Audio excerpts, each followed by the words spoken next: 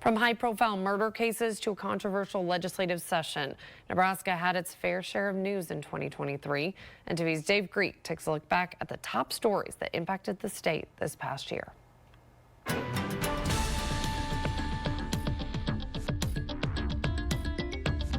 The year began with heartbreak after an elderly couple was reported missing. Bob and Levada Proctor were last seen January 12th and led to the family and authorities asking the public for help. It wasn't until March 11th when officials found the couple deceased on a rural road northeast of Kearney.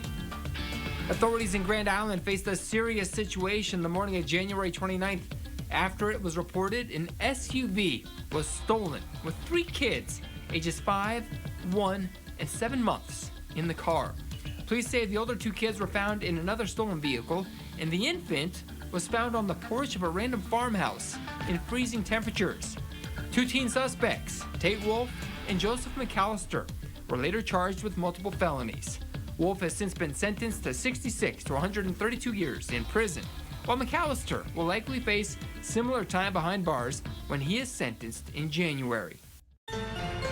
This year, Central Nebraska was rocked by several high-profile murder cases. 48-year-old Jeffrey Adams of Marquette is charged in Hamilton County District Court with first-degree murder in the death of his wife, 49-year-old Angela Adams. Authorities say Angela had been found dead on February 26th.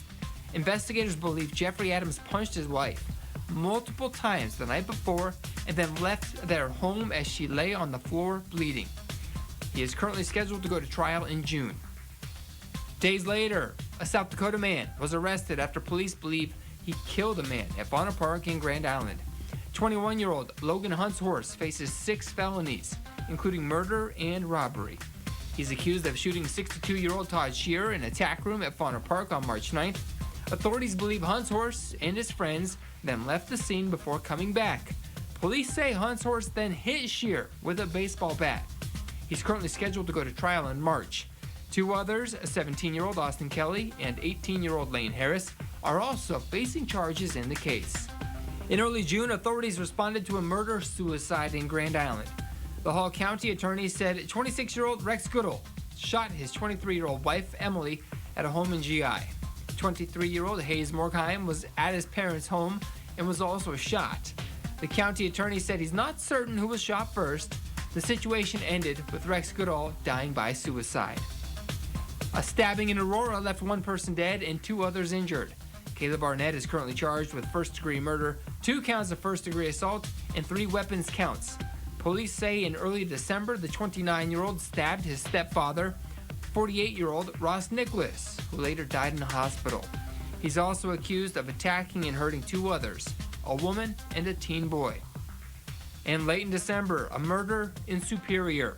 Sebastian Dunbar alleges he got into an argument with his partner, Molly Gruber, and fired a weapon through the front door.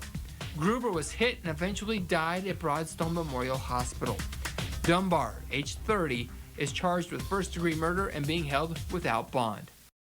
2 Nebraska sheriffs found themselves on the other side of the law.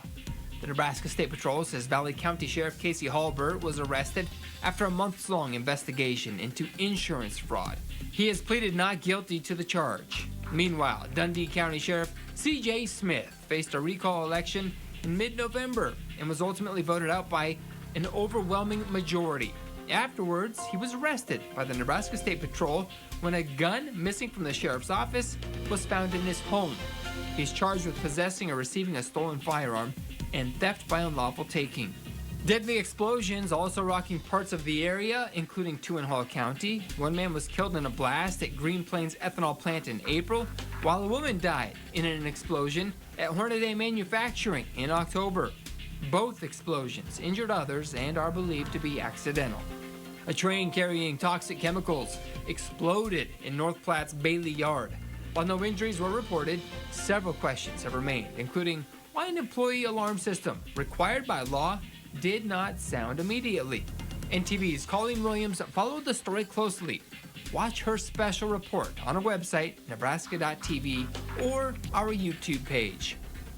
And investigators are looking for clues following a deadly explosion in Hastings this December. They say the initial call reported an explosion within a house, Once crews arrived, police say more blasts occurred, destroying the home. Authorities say 52-year-old Jeff Ponder was found dead in the rubble. Police said the early indication is Ponder was illegally building and storing destructive devices at home. They add there's no reason to believe he planned to use them as weapons and say the explosion appears to be an accident. After an election year in 2022, Nebraska has a new governor. Jim Pillen was sworn into office in January and cited tax reform and school funding as a key issue for him at the time. The legislative session in his first year proved to be a very contentious one. While items like property taxes were meant to be a top issue, battles over abortion and transgender health care took center stage in the unicameral. Despite protests and filibusters, proponents were able to pass the Let Them Grow Act, which combined a 12-week abortion ban with restrictions to gender-affirming care and a ban on gender-altering surgeries for trans kids in Nebraska. Another priority for the governor was hotly contested in the unicam, the passing of a school choice measure.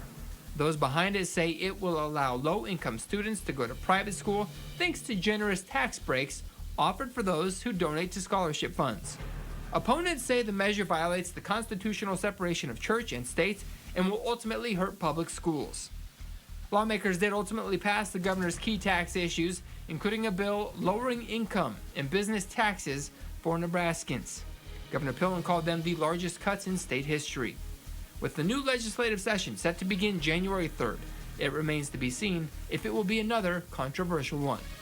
Wrapping up 2023, Dave Griek, NTV News, Axtell.